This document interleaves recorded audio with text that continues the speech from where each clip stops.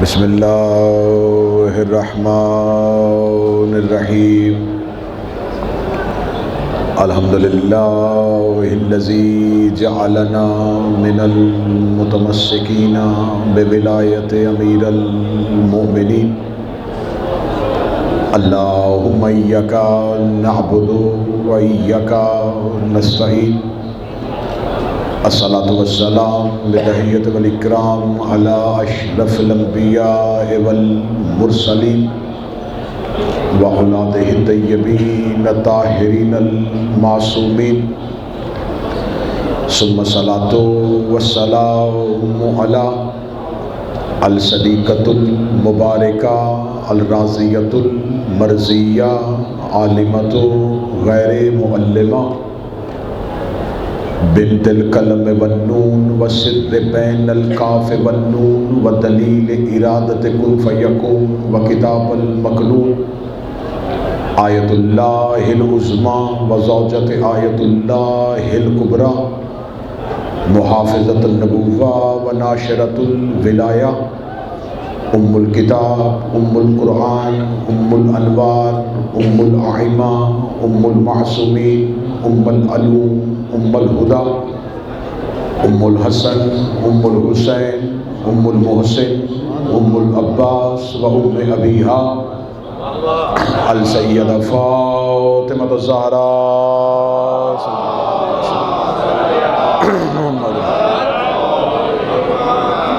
ولعن اللہ تعالی علی اعدائہم اجمعین اما بعد فقد قال حق سبحانہ تعالی فی کتابہ المجید و فرقان الحمید بسم اللہ الرحمن الرحیم کل شیء احسنہ فی امام مبین بلندتر صلوات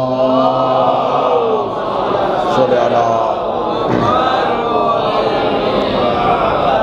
دعائے مالکان ذکر بندگان ذکر کا وارثان ذکر کی بارگاہ میں پیش ہونا قبول فرمائے آقا زادی اس عبادت کا بہتر سے بہتر اجر عطا فرمائے اس موقف کے منتظمین خدمت گزار زائرین کی دن رات خدمت کرنے والے جتنے بھی رضاکار یہاں پر حسین کے مہمانوں کی نوکری کا حق ادا کر رہے ہیں شہزادی ان کی سعی و کوشش و کاوش کو اپنی بارگاہ میں قبول فرمائے جتنے بھی زائرین نجف سے کربلا عازم سفر ہیں شہزادی یہ سفر آپ کی نسلوں کے نصیب میں فرمائے ہر سال ہر بار اور کئی بار حسین ابن علی کی زیارت نصیب فرمائے جو زیارت کربلا کے لیے تڑپ رہے ہیں سسک رہے ہیں ان کے لیے آسانیاں پیدا فرمائے مومنین کی جملہ پریشانیوں کو دور فرمائے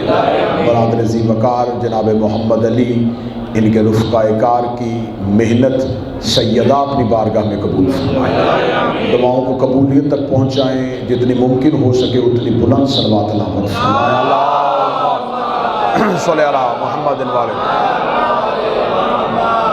موضوع جو ہم نے کل شب سے شروع کیا آج اس کی اختتامی مجلس آپ کی سماعتوں کو ہدیہ ہو رہی ہے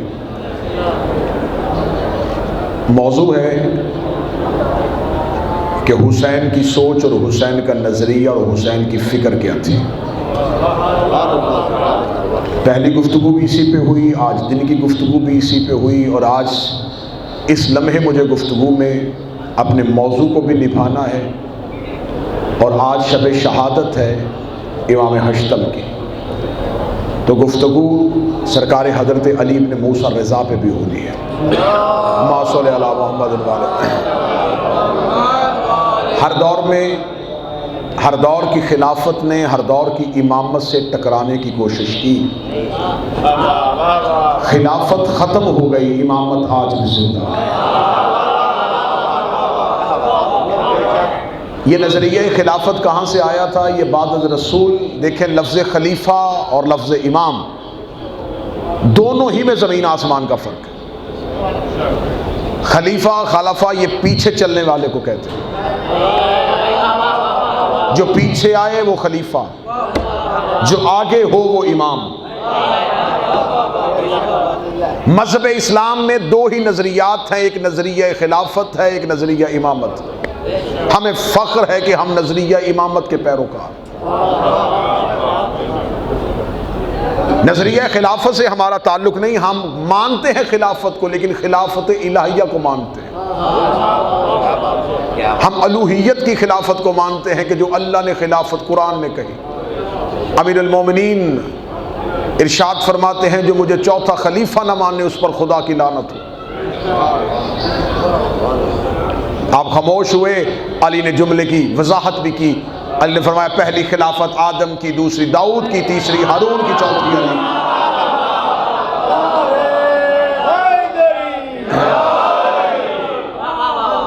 اب نظریہ خلافت اصل میں بنایا گیا غدیر میں نظریہ امامت کے مقابلے میں۔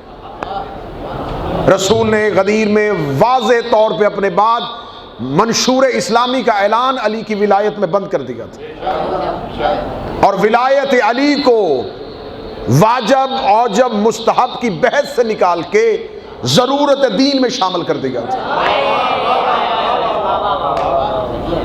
کیونکہ حکم خدا آ گیا تھا اگر تو نے یہ نہ پہنچایا تو تو نے کچھ بھی نہیں پہنچایا۔ اب اس نظریے کے مقابلے میں مسلمانوں نے جو ایک نظریہ پیش کیا وہ نظریہ خلافت تھا۔ متوجہ ہے بات کی جانب؟ انہوں نے کہا نہیں، ہم رسول کے بعد امام نہیں مانیں گے، ہم پہلے خلیفہ، پھر دوسرا خلیفہ، پھر تیسرا خلیفہ۔ خلافت اتنی کمزور تھی کہ صرف 3 زینیں طے کر سکی، اور خلافت کو مجبوراً امامت کے دروازے پہ آنا پڑا۔ اور یہ نہج البلاغہ پڑھنے لگا ہوں جب مولا امیر المومنین کے دروازے پہ خلافت آئی کہ علی بے چینی سے انتظار کر رہے ہوں گے، علی لپکیں گے حکومت کی طرف۔ امیر المومنین کا پہلا جملہ نہج البلاغہ میں ہے، علی نے خلافت کی قدر و قیمت بتا دی جو مسلمانوں کی خلافت تھی۔ یہ علی کے دروازے میں، یا علی ہم آپ کو خلیفۃ رسول بنانے آئے ہیں۔ علی فرمایا اٹھاؤ اپنی زخمی اونٹنی کو، اٹھاؤ اپنی اس زخمی اونٹنی کو، تمہاری یہ خلافت میرے نزدیک بکری کے ناک سے بہتے ہوئے پانی سے بھی کمتر ہے۔ میں امیر المومنین کی زبان پڑھ رہا ہوں، اور اگلا جملہ سنیے گا میرے بادشاہ کا۔ علی فرماتے ہیں یہ خلافت کی قمیض تم نے انہیں پہنائی تھی جن کے بدن میں پوری نہیں تھی۔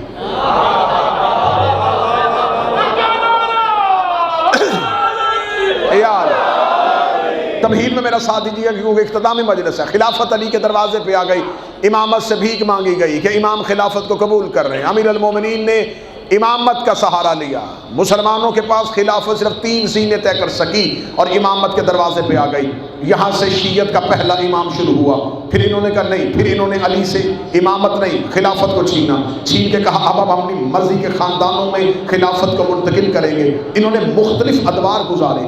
اگر تم نے امامت کے مقابلے میں خلافت بنا ہی لی تھی تو پھر تم اتنے مجبور ہوئے کہ تمہیں ایک عرصے بعد خیال آیا کہ ہمارے پاس تو امام ہی نہیں ہے، پھر تم نے فقہ کا پہلا امام بنایا۔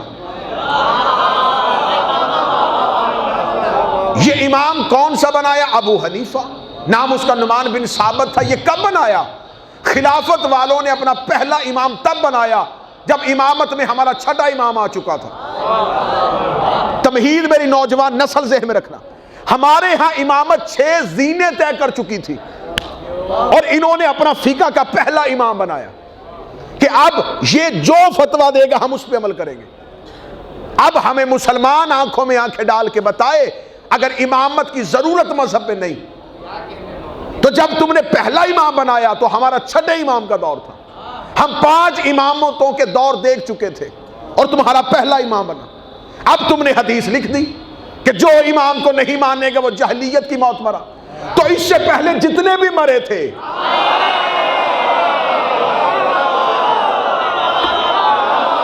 متوجہ ہے بات کی جانب؟ اب تم نے ہماری حدیث چوری کی،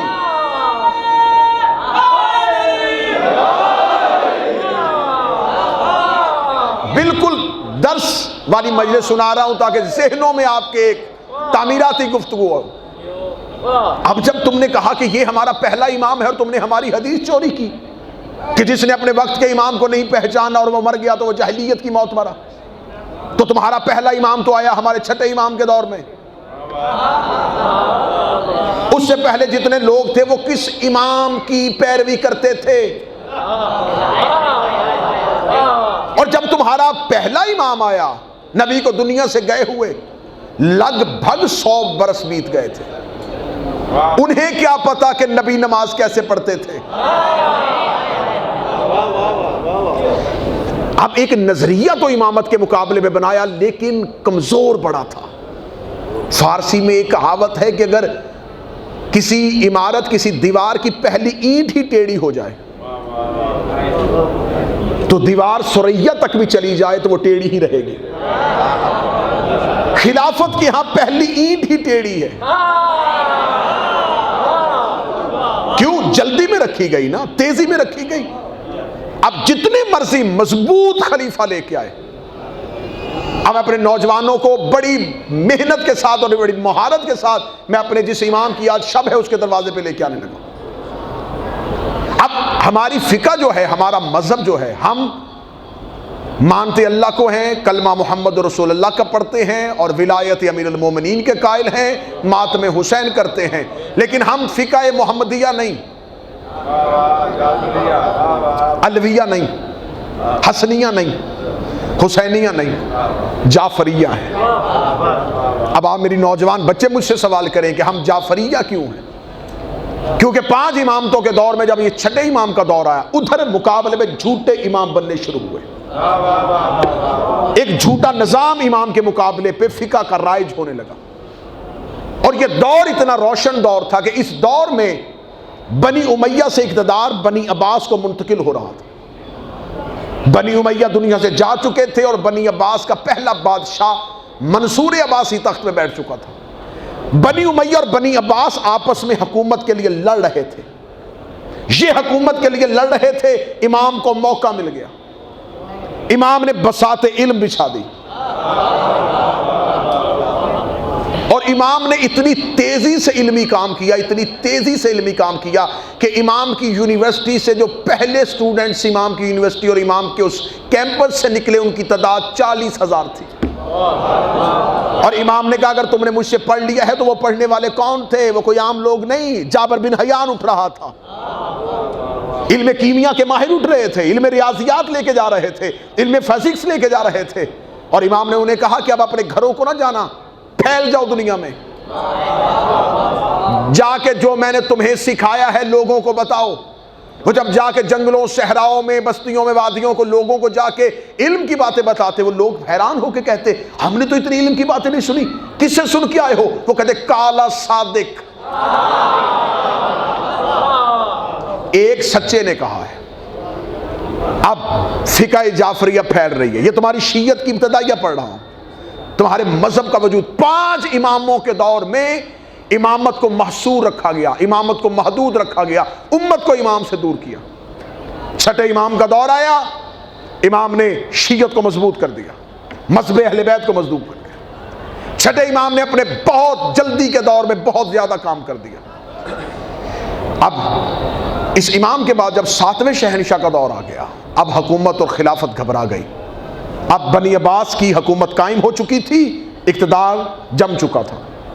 7ویں شہنشاہ کی زندگی کا ایک لمبا عرصہ قید خانے میں گزر گیا۔ یہ دور کس کا آ گیا تھا؟ یہ ہارون الرشید کا دور آ گیا تھا۔ اس ملعون کی 2 بیویوں میں سے اولاد تھی، ایک کا تعلق عرب سے تھا، ایک کا تعلق عجم سے تھا۔ جو بیوی عرب سے تھی اس سے اس کا بیٹا تھا جس کا نام امین عباسی تھا، جو عجم سے تھی اس سے اس کا بیٹا تھا جس کا نام مامون عباسی تھا۔ دونوں بیٹوں کی باپ کے مرنے کے بعد حکومت پہ لڑائی ہوئی۔ خلافت والوں کے بیٹے لڑتے ہیں، کسی امام کے جانے کے بعد اس کے 18 بھی بیٹے ہوں، امامت کے لیے لڑائی نہیں ہوتی، کیونکہ انہیں پتا ہے کہ امام ہم نے نہیں بنانا، امام اللہ نے بنانا ہے۔ تو پھر مجمع کو جگانے کے لیے جملہ کہہ دوں، جب امام کے بیٹے امام نہیں بنا سکتے تو غلام کے بیٹے امام کیسے بنا سکتے؟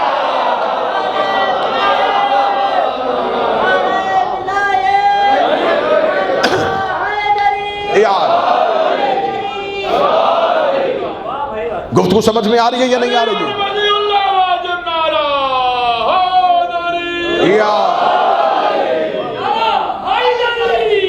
ایک ہارون، ایک بیٹا امین، ایک بیٹا مامون، دونوں میں حکومت کے لیے لڑائی ہو گئی اور مامون نے امین کو قتل کروا دیا۔ اب مامون کی ماں تعلق عجم سے تھا، یہ ایرانی نسل تھا۔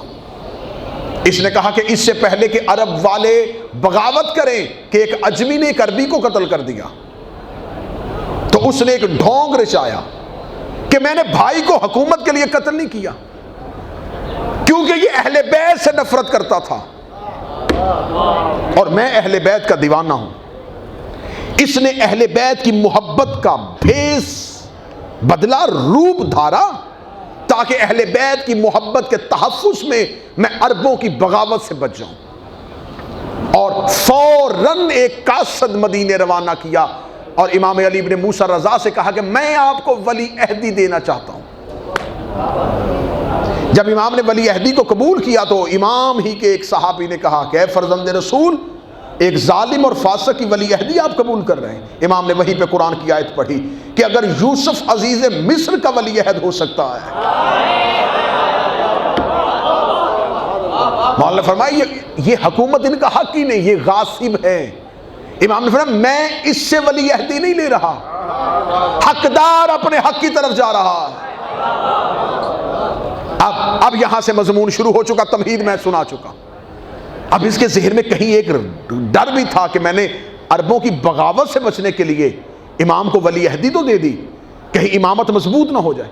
جو لوگ امام کو لینے کے لیے مدینے سے گئے تھے، اس نے ان لوگوں سے کہا کہ امام کو زیادہ آبادی والے رستوں سے نہیں لے کے آنا جہاں شیعہ اکثریت ہے، نیشہ پور کم کے رستے سے امام کو بصرہ کے رستے سے لے کے آنا۔ لیکن جب امام کا قافلہ بصرہ سے ہوتا ہوا نیشہ پور کے قریب پہنچا تو اس کے سپاہیوں نے ایک منظر دیکھا کہ 24,000 محدثین ہاتھوں میں کاغذ قلم لیے امام کا انتظار کر رہے تھے۔ کون انتظار کر رہے تھے؟ جو حدیثیں لکھتے تھے، جو اس دور کے نامہ نگار تھے، جو اس دور کے میڈیا کے رپورٹرز تھے، وہ حدیث لکھنے کے لیے ترس رہے تھے۔ 24,000 کاغذ قلم ہاتھوں میں لیے امام کا انتظار۔ جو ہی امام کی سواری پڑی 24,000 کی ایک ہی آواز آئی، فرزند رسول ایک حدیث لکھوا دیں۔ اب مجھ پہ سوال کرو کہ 24,000 ایک حدیث کے لیے کیوں تڑپ رہے تھے؟ دور اسلام میں اتنا بھیانک آ گیا تھا، جھوٹی حدیث سے اتنی گڑ دی گئی تھی کہ امت سچی حدیث کے لیے تڑپ رہی تھی۔ آج مسلمان کہتے، مولوی کہتے نہیں جی جھوٹی حدیثیں کون سی ہوتی ہیں؟ اگر جھوٹی حدیثیں علیحدہ کی تھی تو تم نے صحیح بنائی نہیں؟ بات آپ سمجھ نہیں سکے۔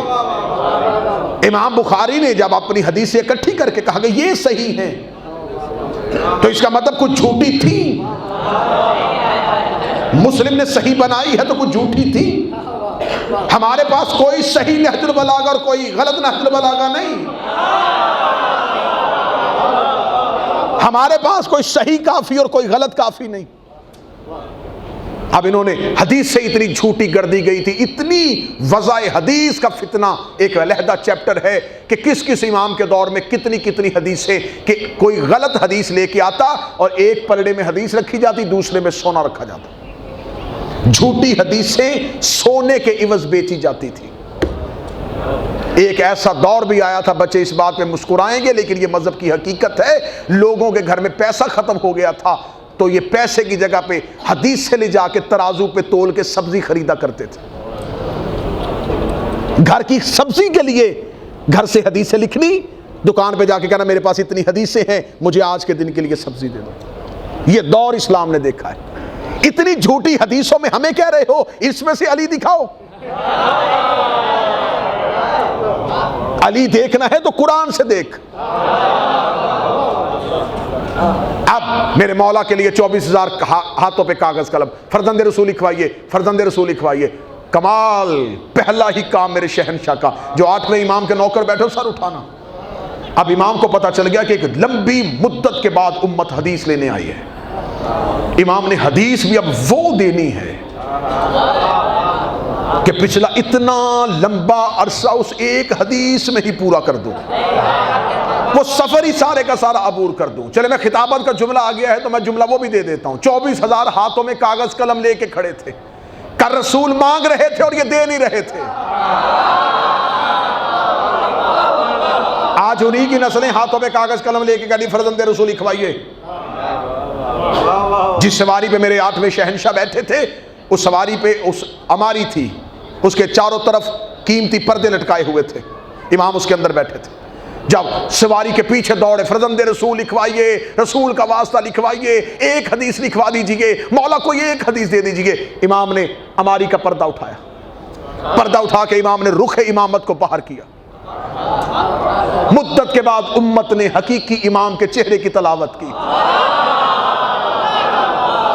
زیارت کے لیے ترسی ہوئی نظریں اور امام کا کلام سننے کے لیے تڑپتے ہوئے قلم نے امام کو دیکھا. امام کا پہلا جملہ سنیے گا, پہلی حدیث سنیے گا. امام نے یوں سر باہر نکل کر سنو, لا الہ الا اللہ حسنی. لا الہ ایک قلعہ ہے. لا الہ ایک قلعہ ہے. لوگوں نے جلدی سے لکھا لا الہ حسنی. امام نے پھر دوبارہ پردے کو اٹھایا. ومن داخل حسنی آمن من عذابی. جو اس قلعے میں داخل ہو گیا وہ اللہ کے عذاب سے بچ گیا. یہ کہہ کے امام نے پردہ گرا دیا.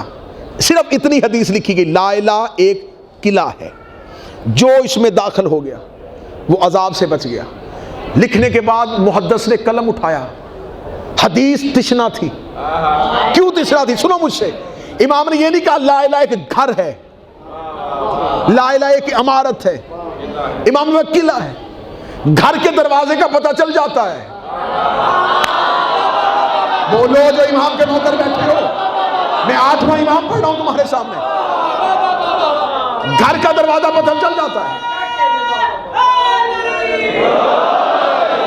محل کے دروازے کا پتہ چل جاتا ہے. قلعے کا دروازہ ہر کسی کو نہیں پتہ ہوتا. قلعہ ہوتا ہی ایسا ہے کہ جو کسی کو بچانے کے لیے ہو. فرمایا لا الہ ایک قلعہ ہے. قلعے کا نام آنا تھا. محدثین نے لکھا لا الہ ایک قلعہ ہے. انہوں نے وہیں پہ کاغذ قلم رکھے کہ قلعہ ہے تو یہ تو بتایا نہیں داخل کہاں سے ہو گئے.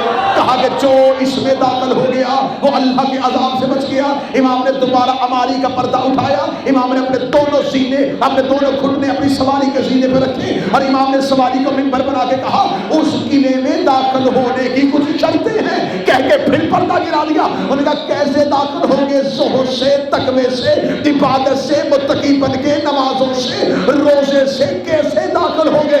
امام نے کہا اس میں داخل ہونے کی کچھ شرطیں ہیں اور ان شرطوں میں سے ایک شرط عام ہے.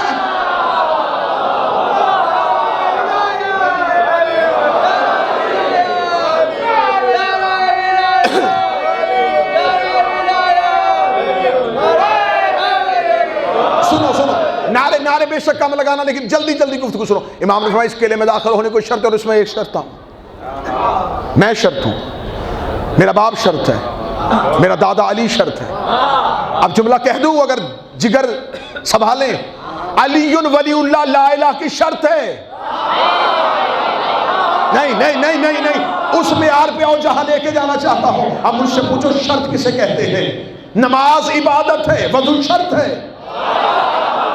روزہ عبادت ہے, دل کا صاف ہونا شرط ہے, حج عبادت ہے, صفا اور مروہ پہ دوڑنا اور کعبے کے چکر لگانا, حج کرنا یہ شرط ہے. اگر کوئی بندہ کہے نماز پڑھوں گا لیکن شرط پوری نہیں کروں گا, روزہ رکھوں گا لیکن شرط پوری نہیں کروں گا, عبادت تب تک ہوتی نہیں جب تک شرط نہ ہو. جب تک وضو نہیں نماز کیسی, جب تک دل صاف نہیں روزہ کیسا, جب تک کعبے کا طواف نہیں تیرا حج کیسا, جب تک میدان جنگ میں گیا نہیں تیرا جہاد کیسا. جیسے نماز وضو کے بغیر نہیں ہوتی, لا الہ الا اللہ علی ولی اللہ کے بغیر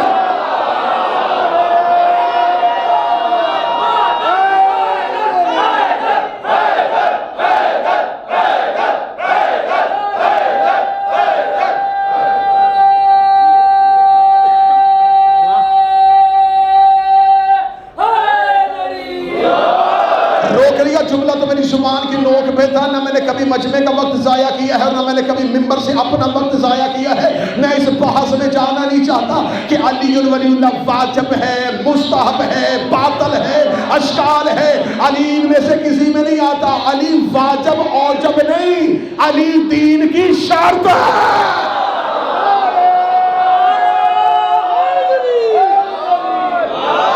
علی ولی اللہ شرط دین کا نام ہے.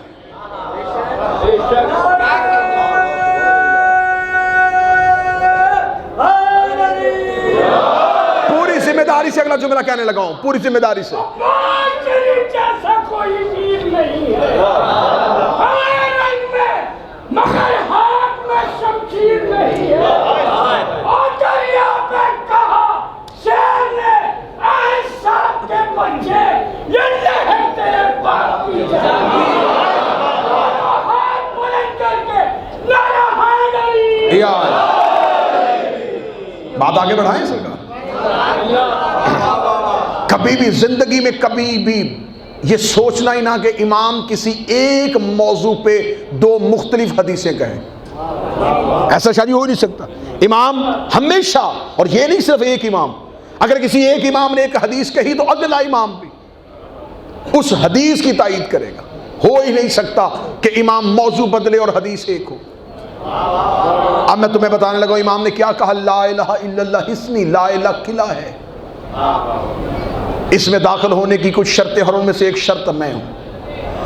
مشہد جاؤ، 8ویں شہنشاہ کے روضے پہ مولا لے کے جائے. مولا کی زری کے اندر جاؤ تو وہاں ایک حدیث لکھی ہوئی ہے، وہ بھی 8ویں امام کی ہے. یہاں کیا کہا. لا الہ الا اللہ حصنی، لا الہ الا اللہ قلعہ ہے. مشہد میں مولا کے دروازے پہ حدیث لکھی ہے حب علی حصنی، علی کی محبت بھی قلعہ ہے. جیسا لا الہ قلعہ ہے ویسا ہی علی کی محبت بھی یہ قلعہ ہے. امام نے کہا اس میں داخل ہونے کی شرط ہے، ان میں سے ایک شرط ہم ہے. لوگوں کو پتا چل گیا جسے کمزور کر رہے ہیں یہ تو شرط دین ہے. سواری بڑھتی بڑھتی بڑھتی خراسان پہنچ گئی. مامون رشید نے اپنے پورے روب کے ساتھ امام کا استقبال کیا. استقبال کر کے امام کو تخت پہ لا کے ایک عالی شان کرسی پہ بٹھایا گیا. کرسی پہ بٹھا کے کہنے لگا فرزند رسول میں آپ کی بیعت لینے لگا. یہ امت آپ کی بیعت کرنے کے لیے بیتاب ہے، بیعت لیں ان سے. امام نے بلا تشبیہ اپنے ہاتھ کو اٹھایا اور اپنے چہرے کے برابر آ کے روک دیا. اب لوگ سامنے ہیں. اللہم صلی علی محمد و آل محمد. اب لوگ سامنے کھڑے ہیں. امام کی بیعت لینے کے لیے لائن لگی ہوئی ہے اور امام یوں بیٹھے. اب لوگ مامون کی طرف دیکھ رہے ہیں، مامون امام کی طرف دیکھ رہے ہیں اور امام مطمئن ہو کے بیٹھے. اب کسی کی جرت نہیں ہو رہی کہ جب تک مامون نہ بولے ہم کیسے بولیں. مامون کی جرت نہیں ہو رہی کہ جب تک امام خود نہ فیصلہ کرے میں کیا کروں. آخر تھوڑی دیر کے بعد مامون کا فرزند رسول لوگ بیعت کے لیے کھڑے ہیں. تو امام نے کہا کر کیوں نہیں رہے. کہنے لگا آپ ہاتھ پھیلائیں گے تو وہ کریں گے. امام نے کہا تجھے نہیں پتا حجت کسی کے سامنے ہاتھ نہیں پھیلاتی. حجت کسی کے سامنے ہاتھ نہیں پھیلاتی. اب دیکھنا امامت کا نظریہ، اب امامت کا مقابلہ دیکھنا. امام مامون کی طرف دیکھنے لگے تم بیعت کیسے کرواتے رہے ہو. فرزند رسول ہم تو ایسے کرواتے ہیں. تو نے کہاں سے سیکھی. میرے باپ نے ایسے کروائی تھی. اس نے کہاں سے سیکھی. اس سے پہلے خلیفہ نے ایسے کروائی تھی. اس نے کس سے سیکھی تھی.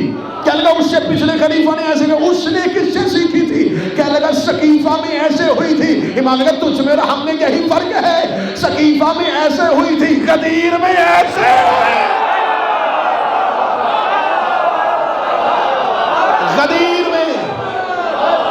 غدیر میں رسول نے علی کا ہاتھ پھیلایا نہیں تھا، اٹھایا تھا. مولا نے فرمایا امامت کی ہاں بیعت. مولا نے فرمایا امامت کے ہاتھ بیعت ایسے نہیں ہوتی، امامت کے ہاں بیعت ایسے ہوتی. لوگ دیکھ گئے اس کا مطلب میرے باپ کی بیعت بھی غلط، ہمارے دادا کی بھی غلط. جو کر گئے وہ غلط کر گئے. آخر امت میں ایک ہیجانی کیفیت ہوئی. مامون گھبرا کے کہنے لگا کروانی تو بیعت ہی ہے, چاہے ایسے ہو یا ایسے ہو. امام نے کہا ایسے ہو ہی نہیں سکتی. اس نے کہا اس کا ذکر قرآن میں کہیں ہے کہ ایسے ہو. امام نے کہا بسم اللہ الرحمن الرحیم ید اللہ فوق ایدیہم, اللہ کا ہاتھ بندوں کے ہاتھ کے اوپر ہوتا.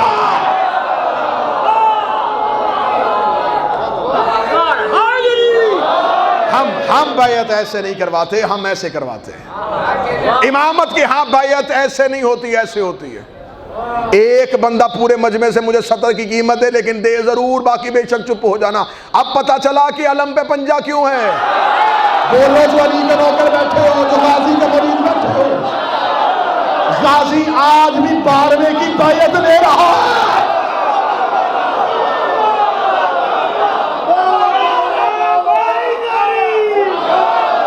عباس آج بھی.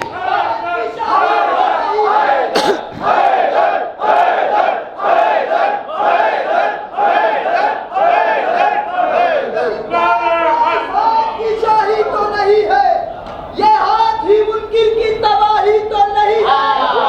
پیر کے روزے میں بھی عباس کا پنجہ, یہ ہاتھ کہیں ذل الہی.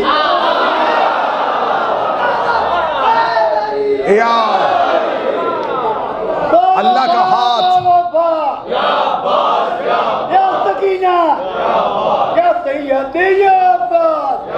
اللہ کا ہاتھ بندوں کے ہاتھ کے اوپر ہوتا. سننا سننا سننا, امامت سننا, امامت سننا. امام نے ہاتھ یوں کر دیا. مامون نے کہا, جب امام نے دلیل بھی قرآن سے دے دی اور حکم بھی دے دیا, مامون نے کہا کرو بیعت. پہلا آیا اس نے امام کے ہاتھ پہ ہاتھ رکھا, امام مسکرائے. اگلا آیا ہاتھ پہ ہاتھ رکھا, امام مسکرائے. تیسرا آیا اس نے انگوٹھے سے بیعت شروع کی, چھوٹی انگلی پہ ختم کی, امام مسکرائے. ایک لمبی لائن بیعت کر چکی, ایک انصاری نوجوان آیا, اس نے چھوٹی انگلی پہلے رکھی, آخر پہ انگوٹھا رکھا. امام نے کہا پہلی بیعت اب ہوئی ہے. فلسفہ سمجھو امامت کا, چھوٹی چھوٹی چیزوں سے امام نے خلافت والوں کو دور کیا ہوا تھا. کیونکہ بیعت لفظ نکلا ہے بے سے, بے کہتے ہیں خرید و فروخت. بیعت کرنے کا مطلب یہ نہیں ہوتا کسی کو حاکم ماننا, بیعت کرنے کا مطلب ہوتا ہے کچھ بیچنا, کچھ خریدنا. 5 چیزیں بیچی جاتی ہیں, 5 خریدی جاتی ہیں. جان, عزت, نفس, مال, اولاد, دے دو.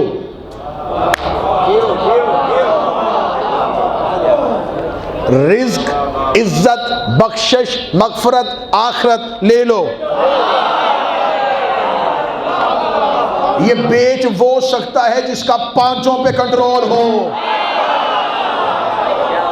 ہم کسی کی بیعت اس لیے نہیں کر سکتے کہ ہمیں خبر ہے رزق کوئی نہیں دے رہا, بخشش کوئی نہیں کر سکتا, مغفرت کوئی نہیں کر سکتا, آخرت کی ذمہ داری کوئی نہیں لے سکتا. امام بیعت کروا رہے ہیں, بیعت ہو چکی. اب امام نے امت کو مدت کے بعد بیعت کا طریقہ سمجھایا کہ بیعت چھوٹی انگلی سے شروع کر کے انگوٹھے پہ ختم کیا کرو, یہ رسول کی سنت ہے. رسول ایسے بیعت کروایا کرتے تھے. اب مامون پریشان کہ امام نے پہلے دن ہی آ کے صرف میرا ہی نظریہ غلط نہیں کیا, تو ساری کی ساری خلافت کی صف ہی لپیٹ دی. پیچھے جو ہوا وہ غلط. یہی ہوا نا. ابھی جنگ نہیں ہو رہی, لڑ نہیں رہا امام. دیکھو امامت کا روب دیکھو. یہاں جنگ نہیں ہو رہی, یہاں کوئی لشکر نہیں آ رہا, یہاں سر نہیں کاٹا گیا. نظریے نے نظریے کو شکست دی, فکر نے فکر کو شکست دی, ارادے نے ارادے کو شکست دی. امام رشید نے کہا فرزند رسول, روم والوں نے جو سکہ رائج کیا تھا, اور روم والوں کا سکہ جیسے آج کے دور میں امریکن ڈالر ہے, اس دور میں روم کا سکہ تھا. روم عیسائیوں کی سلطنت تھی. جب انہوں نے دیکھا کہ ہمارا سکہ سب سے زیادہ مسلمان ممالک میں جاتا ہے, 5ویں امام کے دور میں انہوں نے اپنے سکے پہ عیسائیت کی تبلیغ کی. 5ویں شہنشاہ نے اسلامی سکہ بنایا تھا سب سے پہلے. لیکن جب 8ویں امام کا دور آیا تو مامون نے کہا کہ فرزند رسول, وہ مسلمان سکے سے خرید و فروخت نہیں کرتے, بتائیں کیا کریں. امام نے سکہ کہاں ہے؟ سکہ لایا گیا. امام نے فرمایا رومیوں کا سکہ کہاں ہے؟ دیکھا گیا کہ رومیوں کے سکے نے اپنے سکے پہ لکھا ہوا ہے کہ عیسیٰ کے بعد کوئی نبی نہیں۔ امام نے کہا تم بھی اپنے سکے پہ اسلامی عقیدے کی تبلیغ کرو۔ مامون دیکھ کے کہنے لگا خانہ کعبہ کی تصویر نقش کرواتے ہیں، لا الہ الا اللہ لکھواتے ہیں۔ مولا نے فرمایا نہیں، سلطنت بھی الہی ہے، حکم بھی الہی ہوگا، فیصلہ وہ کرے گا کہ سکے پہ کیا ہوگا۔ مامون دیکھا تھا اب اس سے کون پوچھے گا۔ امام نے یہ نہیں کہا کہ مجھے وقت دے میں 2 رکعت نماز پڑھوں، امام کا ارادہ ہی اللہ کا ارادہ ہوتا ہے، امام کا لہجہ ہی توحید کا لہجہ ہوتا ہے۔ امام نے سکہ ہاتھ میں رکھا اور اپنی انگشتری کو اٹھا کے امام نے سکے کے گل پر رکھا، اور جب اٹھایا تو لکھا ہوا تھا علی ولی اللہ۔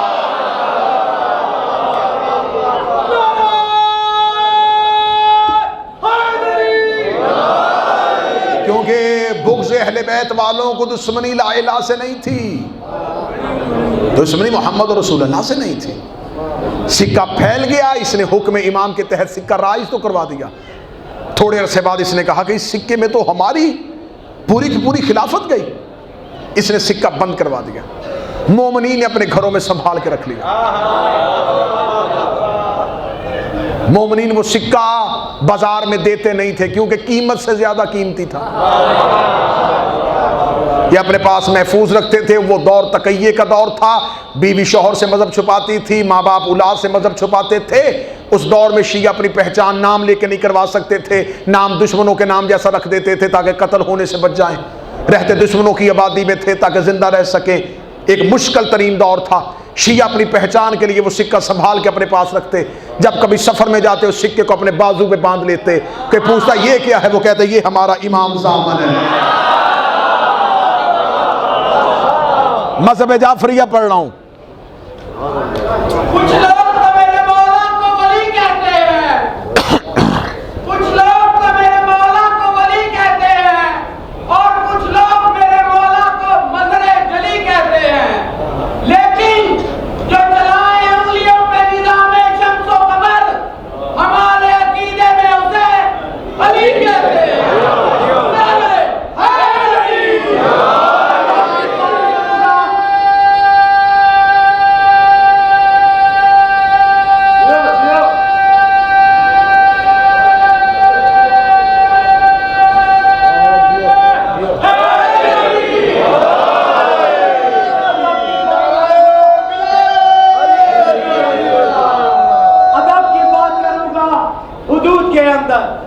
ادب کی بات کروں گا حدود کے اندر، کہ جیسے ساری فضیلت درود کے اندر، کہ جیسے ساری فضیلت درود کے اندر، علی کے نام کا نعرہ وہی لگائے گا، علی کے نام کا نعرہ وہی لگائے گا ہر علی کون ہے جس کے وجود کے اندر۔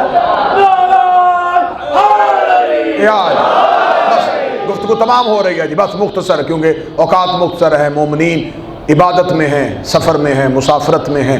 میں نہیں چاہتا کہ لمحات ضائع ہوں، جلد از جلد آپ تڑپ رہے ہیں حسین بن علی سے ملنے کے لیے، آپ کا سفر طولانی نہ ہو جائے، ملاقات یقینی بھی ہے اور جلدی کی بھی۔ بس میرے 8ویں شہنشاہ نے روشن ترین دور کر دیا، اور ہر جگہ پہ اہل بیت کے علوم کی تبلیغ اور ترویج ہونا شروع ہو گئی۔ مامون کے لیے یہ گراں گزر رہا تھا، جس کو بلایا تھا اس نے خلافت کو دن بدن کمزور کر دیا۔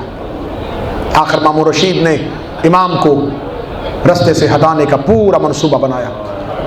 امام کا ایک صحابی تھا جس کا نام ابا سلت تھا۔ امام کہا کرتے تھے ابا سلت کو مجھ سے وہی نسبت ہے جو سلمان کو علی سے تھی۔ مولا نے ابا سلت کو قریب بلایا اور ابا سلت سے کہا ابا سلت، یہ تو سمجھتا ہے نا کہ مامون آئے دن مجھے دربار میں بلا کے میری تعریف کے قصائد اور فضائل پڑھتا ہے، یہ مجھ سے محبت نہیں کرتا، در اصل یہ میرا قاتل ہے۔ قاتل کا نام آنا تھا۔ ابا سلت کے چہرے پہ پریشانی آئی، مولا یہ آپ کو کیسے قتل کرے گا؟ امام نے فرمایا ابا سلت یہ ایک دن مجھے اپنے محل میں دعوت کے لیے بلائے گا، اس کے کچھ غلام عربی اپنے ہاتھوں سے انگور کا شربت بنا رہے ہوں گے اور اناروں کا شربت بنا رہے ہوں گے، ان کے ہاتھ زہر سے بھرے ہوئے ہوں گے، وہ میرے سامنے انار توڑیں گے، اپنے ہاتھوں سے انار کے دانوں کا شربت بنائیں گے، اس میں زہر مل چکا ہوگا. مامون مجھے وہ انار کا شربت پیش کرے گا، میں اس سے 2 گھونٹ پیوں گا، وہ میری وجہ شہادت بنے گا. یہ کہہ کے امام نے کہا کہ جب ابا سلت میں گھر آؤں اور میری شہادت ہو جائے، مامون کو میری شہادت کی خبر ملے گی. یہ روتا ہوا میرے دروازے پہ آئے گا تاکہ امام سے محبت کا اظہار کر سکے. یہ آ کے کہے گا کہ میں امام کو غسل دوں گا. مامون جب یہ اعلان کرے تو ابا سلت ہوشیار رہنا، میرے گھر میں ایک نور کا خیمہ نصب ہوگا، اس کے اندر میری میت کو رکھ دینا. میرا بیٹا تقی اجازت امامت سے آئے گا اور وہ آ کے میری میت کو غسل دے گا. خبردار کوئی اندر جانے کی کوشش نہ کرنا ورنہ اندھے ہو جاؤ گے. امام کو غسل صرف امام دے سکتا ہے، معصوم کو غسل صرف معصوم دے سکتا ہے. میرا جنازہ خود بخود اس نورانی حالے سے باہر آئے گا، اس نورانی خیمے سے باہر آئے گا. جب میرا جنازہ قبرستان کی طرف جا رہا ہوگا تو ہزاروں کی تعداد میں لوگ ہوں گے. مامون سیاہ لباس پہنے میرے جنازے کے آگے رو رہا ہوگا. جب جنازہ گاہ میں جائے گا تو یہ جنازہ پڑھانے کی کوشش کرے گا، یہ تیز آندھی آئے گی. میرا بیٹا مصلی پہ آئے گا، میری نماز جنازہ کی امامت کروائے گا. اے ابا سلت، جب میرا جنازہ ہو چکے، میری تدفین کا مرحلہ آئے، یہ جان بوجھ کے ہارون رشید کے قبروں کے پائنتی کی طرف، قدموں کی طرف میری قبر بنانے کا حکم دے گا. جب وہاں کدال مارا جائے گا تو زمین وہاں سے رستہ نہیں دے گی، زمین کھودی نہیں جائے گی. مجبوراً اس کو ہارون کے سرہانے کدال لگانا پڑے گا. جب وہاں ایک بار کدال لگاؤ گے زمین پھٹ جائے گی. نیچے سے ایک سفید سنگ مرمر کی تختی باہر آئے گی جس پہ لکھا ہوگا یہ قبر رضا ہے. اس کے نیچے ایک پانی ہوگا جس میں چھوٹی چھوٹی مچھلیاں تیر رہی ہوں گی. ایک بڑی مچھلی آئے گی، وہ چھوٹی مچھلیوں کو نگل جائے گی. تھوڑی دیر کے بعد پانی خشک ہو جائے گا. میری میت کو اس قبر کے اندر رکھ دینا. خبردار کوئی بھی میری قبر پہ مٹی ڈالنے کی کوشش نہ کرے. امام کبھی بھی امت کا حق نہیں لیتا. میں نہیں چاہتا کوئی دشمن امام پہ یہ احسان کرے. میری قبر خود بخود بند ہو جائے گی. ابا سلت میری قبر کے تعویذ کو بند کر دینا. ابا سلت نے وہ صحابی ہے جس نے امام سے امام کی شہادت سنی. یہ جو تم عزاداری کرتے ہو نا، یہ تو تم زیارت حسین کے لیے اس 8ویں شہنشاہ کی جو تڑپ تھی وہ قابل دید تھی. مولا جب خراسان میں ہوتے تھے اور امام نے ایک لمبا دور ولی عہدی کا گزارا، جب بھی کوئی عراق سے جاتا امام اس سے ملنے کی خود تمنا کرتے، اسے بلا کے کہتے خبر ہوئی ہے تو عراق سے آیا ہے. جب وہ کہتا میں عراق سے آیا ہوں، امام رضا رو کے کہتے ہیں کیا تو نے میرے جد حسین کی قبر کی زیارت کی ہے؟ کیا تو کبھی میرے جد حسین کی قبر پہ گیا ہے؟ جب وہ کہتا کہ ہاں مولا میں قبر حسین کی زیارت کے لیے جاتا ہوں، میں نے کتاب کے جملے پڑھ رہا ہوں تو میں سفر کربلا میں. امام کو جب وہ کہتا کہ میں نے قبر حسین کی زیارت کی، امام اپنی مسند سے اٹھتے، اس کے ہاتھوں کو پکڑ کے چومتے، آنکھوں سے لگاتے اور لگا کے کہتے اگر کبھی واپس عراق جائے تو میرے جد کی قبر پہ جا کے کہنا تیرا غریب بیٹا تجھے سلام کہہ رہا تھا.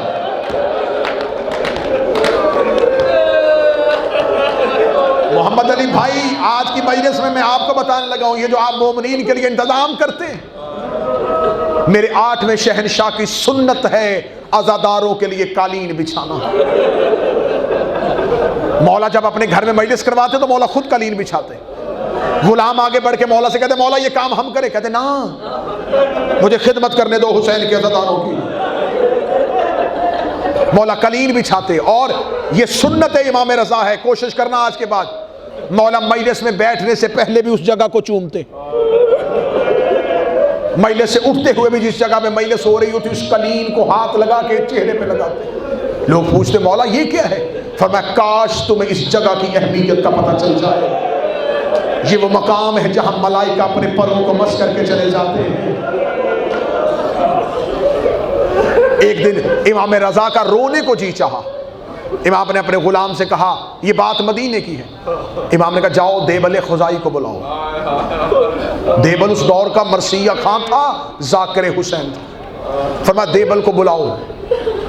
صحابی نے جا کے دیبل کو کہا تجھے امام رضا یاد کر رہے ہیں۔ دیبل دوڑا، جب امام کے دولت سرا کے قریب آیا تو دیکھا امام دروازے پہ کھڑے۔ دیبل نے سمجھا کہ شاید کوئی شاہی مہمان آ رہا ہے، امام کسی اور کا انتظار کر رہے ہیں۔ جب دیبل قریب آیا تو امام نے اپنی ابا سے اپنے ہاتھوں کو پھیلایا۔ اگلا لفظ پڑھوں تو میں ذاکر حسین کے احترام کا، امام رضا کا جملہ پڑھوں گا۔ امام کہتے اے میری دادی کے مددگار تجھ پہ میرا سلام، اے میری دادی فاطمہ کے مددگار تجھے میرا سلام۔ امام نے دیبل کے گلے میں باہیں ڈالی، دیبل کا ہاتھ پکڑ کے مولا ممبر کے قریب لے کے آئے۔ ممبر کے قریب آگے، دیبل تو نے میرے جد حسین پہ کوئی مرثیہ لکھا؟ دیبل کہتا ہاں مولا، چند روز پہلے ایک نیا مرثیہ لکھا ہے۔ امام کہتے دیبل مجھے سنا۔ دیبل یوں ممبر کے قریب کھڑا ہو کے پڑھنے لگا۔ امام نے کہا رک، ممبر پہ بیٹھ۔ دیبل کام کے کہتا مولا آپ کہاں بیٹھیں گے؟ فرمایا تو ذاکر حسین بن کے ممبر میں بیٹھ، میں عزادار حسین بن کے زمین میں بیٹھوں گا۔ دیبل کا بدن کا بار ہو کے کہتا میری جرت نہیں، زہرا کا بیٹا زمین میں بیٹھے، میں ممبر میں بیٹھوں۔ امام نے کہا میں حکمن کہہ رہا ہوں، مجھے تھوڑی دیر حسین کا عزادار بننے دے۔ تجھے خبر نہیں ہے کہ میرے جد کو رونے کا اجر کیا ہے؟ دیبل حکم امام کے تحت ممبر پہ آئے۔ دیبل نے مرثیہ پڑھنا شروع کیا۔ اس مرثیوں کو عربوں میں بہت ترویج دی گئی۔ اس مرثیے کا ہمارے پاکستان کے شاعر حماد اہل بیت محسن نقوی نے اردو میں ترجمہ کیا تھا۔ زہرا تیری کلیوں کا صحرا میں بکھر جانا، سجاد یہ کہتے تھے معصوم سکینہ سے، عباس کے لاشے سے چپ چاپ گزر جانا۔ زہرا تیری گلیوں کا صحرا میں بکھر جانا۔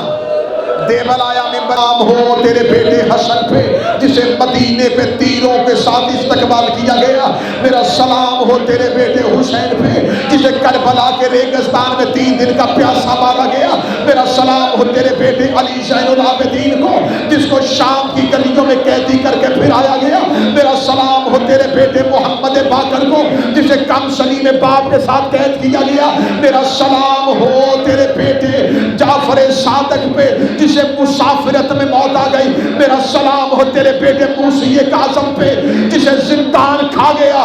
یہ کہہ کے دیبل نے مرثیہ بند کیا۔ دیبل ممبر سے نیچے اترا، امام کی آواز آئی دیبل دوبارہ ممبر پہ جا، ایک شعر میری طرف سے پڑھ دے۔ دیبل نے کہا مولا میرا مرثیہ ختم ہو گیا۔ امام نے ایک شعر کاغذ پہ لکھا، دیبل نے شعر پڑھا، اس میں لکھا میرا سلام ہو تیرے اس بیٹے پہ جو تو اس میں غریب ہو کے دفن ہو جائے گا۔ دیبل شعر پڑھ کے چیخا، روکا مولا مجھے تو نہیں پتا فاطمہ زہرا کا کوئی بیٹا تو اس میں بھی دفن ہے۔ امام نے گریبان کو پھاڑا، روکا یہ تیرا وہ غریب امام ہے۔ اب حوصلہ کرنا، میں اگلا جملہ پڑھنے لگا ہوں، یہ ہے تیرا وہ غریب امام جو تو اس میں غربت کی حالت میں دفن ہو جائے گا۔ اتنا جملہ پڑھنا تھا یا مزدورات کی طرف سے کنات اٹھی، ایک سفید سر والی قریب دوڑی ہوئی آئی، روکلی دیبل دوبارہ شعر نہ پڑھنا، جب سے تو نے شعر پڑھا ہے کبھی رضا کی کوئی بہن بے ہوش ہو جاتی ہے، کبھی رضا کی کوئی بہن بے ہوش ہو جاتی ہے۔ آج امام رضا کی شہادت ہے، میں مولا سے پوچھنا چاہتا ہوں مولا تیری بہنیں مدینے میں پردے کے اندر بیٹھی تھی، انہیں صرف پتا چلا کہ ان کا بھائی مر جائے گا، وہ بے ہوش ہو گئی، آئے زینب کبریٰ 70 قدم کے فاصلے پہ قاتل سے کہہ رہی تھی خنجر آہستہ چلا، میرا حسین بڑا پیاسا ہے، اس کی رگیں خشک ہو گئے۔ اے کربلا کے زائروں، اے مسافر بن کے مسافروں کو رونے والوں، اے اپنے گھروں سے دور ہو کے ایک بے وطن کو رونے والوں، تمہارا سفر ختم ہو جائے گا، چند روز مہمان ہو حسین کے، کوئی گھر میں ماں چھوڑ کے آیا ہے، کوئی بیٹیاں چھوڑ کے آیا ہے، کوئی اولاد چھوڑ کے آیا ہے. ادھر 40 کا دن ختم ہوگا، زائر ایک دوسرے سے پوچھیں گے تیری فلائٹ کب ہے، تو نے واپس کب جانا ہے. تم تو گھروں میں جانے کی تیاری کر لو گے، ایک بار قبر حسین پہ جانا، رو کہنا مولا ہم تو واپس جا رہے ہیں. نہ تیری سکینہ واپس گئی، نہ تیرا اصغر واپس گیا، تیرے بیٹے کربلا میں رہ گئے. حوصلہ کرنا، مجھے شہادت پڑھنے دینا. آج شہادت کی شب ہے 8ویں شہنشاہ کی. مولا نے کہا ابا سلت یہ مجھے زہر دے کے ماریں گے. مولا نے فرمایا ابا سلت یہ شہادت میں تجھے بتا کے جا رہا ہوں، میری شہادت کے بعد لوگوں کو بتانا کہ امام کو کیسے شہید کیا گیا. ابا سلت میرے جانے کے بعد وطن میں نہ رہنا، یہ تیری جان کے دشمن ہو جائیں گے. آج بھی مشہد جاؤ، امام رضا کا یہ صحابی پہاڑی کے اوپر دفن ہے. 2 صحابی ہیں امام کے آخری وقت میں، ہرسمہ ابا سلت. آخری وقت میں وصیت ابا سلت کو کی، لیکن جب بلایا ہے نا مامون نے، امام ہرسمہ کو ساتھ لے کے گئے. ہرسمہ کو مولا کی وہ بتائی ہوئی روایت یاد تھی. جب امام نے کہا نا ہرسمہ مامون نے دعوت پہ بلایا ہے، ہرسمہ کے چہرے کا رنگ اتر گیا. لوگ کہتے ہیں مولا کہیں جدائی کا وقت تو نہیں آ گیا. مولا کی آواز آئی ہرسمہ میرے ساتھ چل، تو دروازے پہ بیٹھ جانا، میں اندر جاؤں گا. اگر دربار سے واپس آؤں تو میرے سر پہ امامہ بدا ہوا نہ ہو، ایک چادر بن کے میرے سر پہ ہو، اور میں نے اس چادر سے اپنا چہرہ چھپایا ہو، سمجھ لینا زہر مل گئی ہے. اگر میرے سر پہ چادر نہ ہو اور امامہ ہو، سمجھنا کہ ابھی اس نے سازش نہیں کی. ہرسمہ دروازے پہ بیٹھ گیا، امام اندر چلے گئے. اب اپنے جگر سے پوچھو کہ ہم میں سے اگر کسی کو امام یہ بتا کے جائیں تو لمحے ہم پہ کیسے گزریں گے. امام کے قدم دربار کے اندر گئے. ہرسمہ کبھی جنت البقیع کی طرف دیکھتا، کبھی مدینے کی طرف دیکھتا، رو کہتا اے بی بی فاطمہ اپنے بیٹے کی محافظ بن جانا، بی بی تیرا بیٹا وطن سے دور ہے، اس کی بہنیں مدینے میں. ہرسمہ سانسوں کو گن گن کے امام کا انتظار کرتا. جو ہی امام نے دربار کا دروازہ کھولا، امام کے سر کے اوپر چادر تھی. ہرسمہ نے چادر دیکھی، ہرسمہ رو کے کہتا قالوا انا للہ و انا الیہ راجعون. اب میں اگلی سطر پڑھوں گا تو اے شیعوں، کربلا کے مسافروں، حسین کے زائروں، شب شہادت علی بن موسیٰ رضا یہ جملہ سن لینا. ہرسمہ ابھی انا للہ پڑھ کے امام کے پیچھے چلا. ہرسمہ کی حالت غیر ہو گئی، کیونکہ مولا رضا جہاں سے پاؤں اٹھاتے تھے زمین سرخ ہو رہی تھی. اس نے امام کے پاؤں کے تلووں سے زمین سے خون نکلتا ہوا دیکھا. یہ دوڑ کے امام کے آگے گیا. جب اس نے جھک کے دیکھا، امام کی آنکھوں سے خون جاری تھا. زہر اتنا شدید تھا، تیرے مولا کی آنکھوں سے لہو جاری ہو گیا. زہر کی شدت سے امام کی ہتھیلیاں اور پاؤں کے تلوے پھٹ گئے. ہرسمہ نے امام کو سہارا دیا، امام کو گھر میں لا کے بٹھایا. امام کو بستر پہ بٹھا کے ہرسمہ نے بستر سیدھا کیا.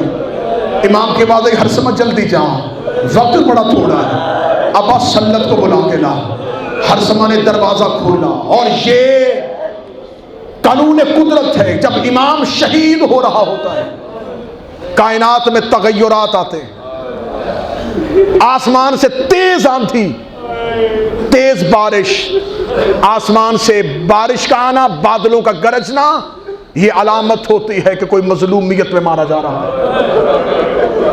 ادھر امام کو زہر ملی ہے. ہرسمہ نے گھر کا دروازہ کھولا، باہر کالی سیاہ اندھیری، یوں تیز آندھی، طوفان، بارش. ہرسمہ کو اپنا ہاتھ نظر نہیں آ رہا تھا.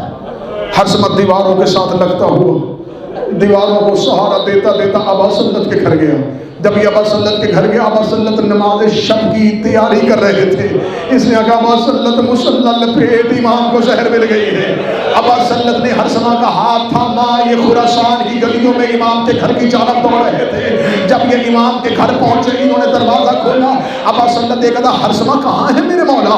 ہر سما نے بستر پہ ہاتھ مارا، کہا ابھی تو یہاں بٹھا کے گیا تھا، مولا کہاں گئے؟ ابھی یہ ڈھونڈ رہے تھے، انہوں نے چراغ روشن کیا، امام میں رضا ریت پہ ایسے تڑپ رہے تھے جیسے مچھلی بغیر پانی کے تڑپتی ہے۔ امام کی حالت دیکھی، ابا سلط رو کہتا اے مولا آپ کی یہ حالت کی ہو گئی؟ امام رو کہتا تو بتا تیرے آنے میں دیر کیوں ہوئی؟ رو کہتا مولا باہر موسم بڑا خراب ہے، آندھی بڑی تیز ہے، بارش بڑی تیز ہے، مولا ہمیں رستہ نہیں مل رہا تھا۔ امام رو کہتے تم مرد ہو کے رستہ بھول گئے، وہ اکیلی قم کی پہاڑیوں پہ رو رو کے کہہ رہی ہے کوئی مجھے میرا رضا ملا دے اور میرا غریب ہے تو حوصلے کے ساتھ اجروں کے من اللہ۔ آقا زادیاں تمہارا ماتم قبول کرے، رسول کی بیٹیاں تمہارا پرسہ قبول کرے۔ ادھر زہر بھائی کو مل گئی، بہن پہنچ گئی قم کے چند میل ساوا کی پہاڑیوں پہ، جس سواری پہ چلی وہ سواری مر گئی۔ میں منبر کی تقدس کی قسم کھا کے روایت پڑھنے لگا ہوں۔ رضا کی بہن کو ایک ملاؤن کی آبادی قریب تھی سے خبر ہوئی کہ یہاں پر چند مستورات ہیں اور چند مرد ہیں۔ اسے خبر ہوئی کہ یہ موسیٰ کاظم کی اولاد ہے، یہ پانی میں زہر ملا کے لے کے آیا۔ ادھر بھائی کو زہر مل گئی، ادھر ساوا کی پہاڑی پہ بہن کو زہر مل گئی۔ زہر سے شہیدہ ہوئی ہے رضا کی بہن۔ ادھر سواری مر چکی تھی اور بی بی قم کے قریب تھی۔ قم شیعوں کا شہر تھا، موسیٰ ابن خزرج ان کا سردار تھا۔ اسے خبر ہوئی کہ مولا رضا کی بہن ایک قافلہ لے کے آ رہی ہے۔ اس نے قم کی گلیوں میں اعلان کروایا کوئی مرد باہر نہ آئے۔ میں پڑھ دوں گا مصائب، مولا کی شہادت کی شب ہے، میں پردہ نہیں ڈالوں گا۔ اس نے کہا کوئی بچہ چھت پہ نہ آئے۔ اس نے کہا میں سردار ہونے کی حیثیت سے حکم کرتا ہوں قم کی تمام مومنہ عورتیں اپنے سروں پہ چادریں لیں، ہاتھوں میں پھولوں کی ٹوکریاں اٹھائیں، قم کے دروازے پہ کھڑی ہو جائیں۔ علی ابن موسیٰ رضا کی بہن آ رہی ہے، اسے خبر ہو کہ یہ علی کے محبوں کا شہر ہے، یہ علی کے شیعوں کا شہر ہے، یہ رضا کے ماننے والوں کا شہر ہے۔ قم کی عورتیں اپنے سروں میں پھولوں کی ٹوکریاں لے کے قم کے دروازے پہ چلی گئی۔ ادھر بی بی کو زہر ملی ہوئی تھی، بی بی کا پہلا قدم قم کی گلیوں میں آیا، نہ قم کی گلیوں میں کوئی مرد تھا نہ کوئی بچہ تھا۔ قم کی عورتوں نے پردوں کی کناتیں لگا کے رضا کی بہن کو گزارا۔ میں شہادت کی شب پوچھنا چاہتا ہوں، اے میرے مولا رضا، تیری بہن مدینے سے سفر کر کے آئی تھی، لیکن قم والیوں نے چادروں کی کناتیں بنائی تھی، پھولوں سے استقبال کیا تھا۔ جب حسین کی بہن شام کے باہر پہنچی تھی، شرابیوں کے مجمع تھے، ہاتھوں میں پتھر تھے، دے کے کہہ رہے تھے بدر کے بدلے لو، احد کے بدلے لو، خیبر کے بدلے لو۔ علی کی بیٹی رو رو کے کہہ رہی تھی سجاد انہیں کہہ مجھے رستہ دو، مجھ سے چلا نہیں جا رہا۔ آخری سطریں پڑھنے لگا۔ بھائی کی شہادت تب تک پڑھی نہیں جاتی جب تک بہن کی غربت نہ پڑھی جائے۔ بی بی آ گئی موسیٰ کے گھر۔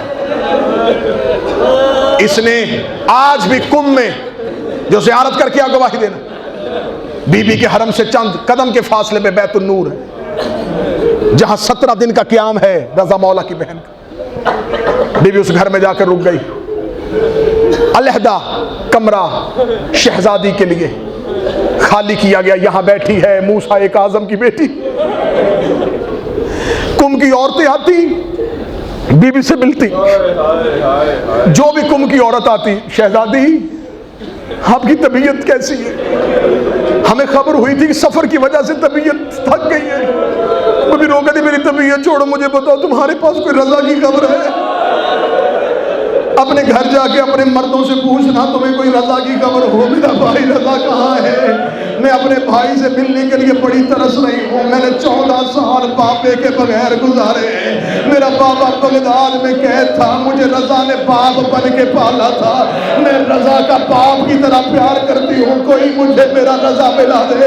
ایک ایک بی بی جاتی باہر نکل کے موسیٰ سے کہتی ہم بی بی سے جو بھی بات کرتے ہیں وہ صرف رضا کی بات کرتی ہے۔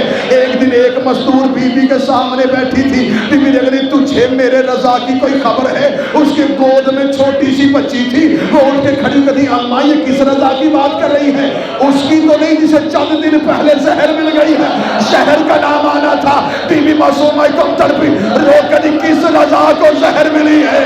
اتنا کہنا تھا، وہ مزدور نے بی بی مجھے معاف کر دے، جسے ملنے کے لیے آئی ہے 17 دن پہلے اسے زہر مل گئی ہے۔ فاطمہ معصومہ اٹھ کے کھڑی ہوئی، رو کہتی رضا میرا